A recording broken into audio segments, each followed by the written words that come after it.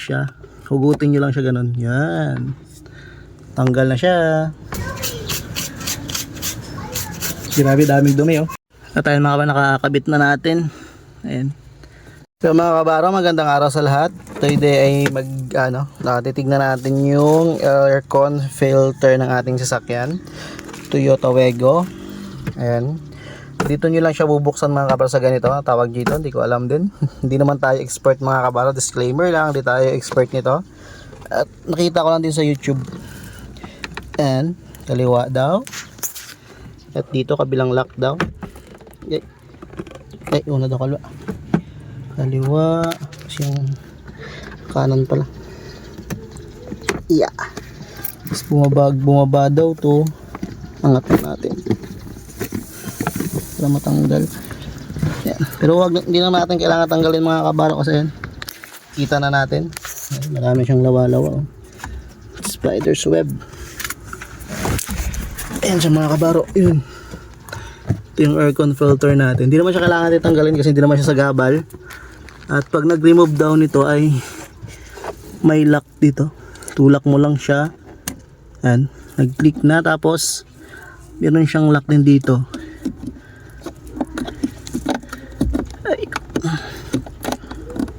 Ayan. Ayan, huwag nyo biglayin mga kabaro kasi may lock siya. Hugutin nyo lang siya ganun. Yan. Tanggal na siya. Tapos ito na yung aircon filter natin dito sa loob. Tignan natin kung malinis pa o malinis siya.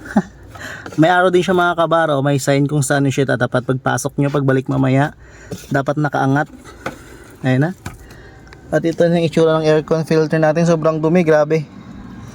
Mga kabaro, sobrang dumi yung aircon filter natin dito sa sasakyan. Kaya dilinisan natin. Brush na natin ito mga kabaro. Let's go.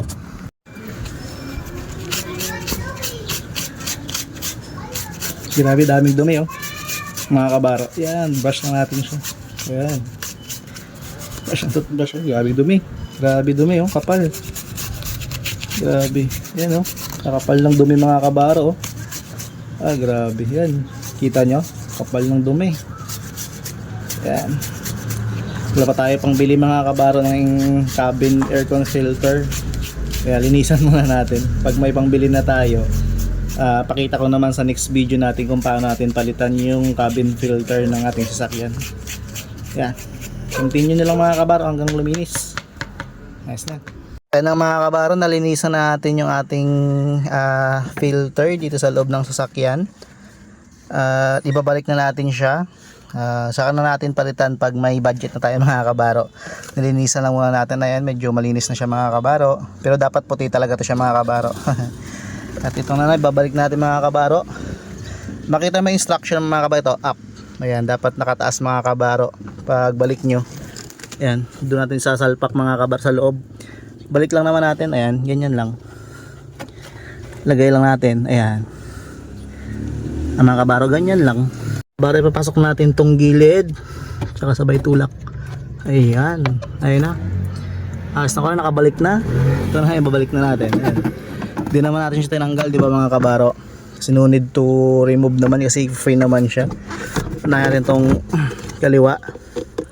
Ayan, tapos yung kanan, ayun, pasok na. Yun, tapos na. Ayos na mga kabaro.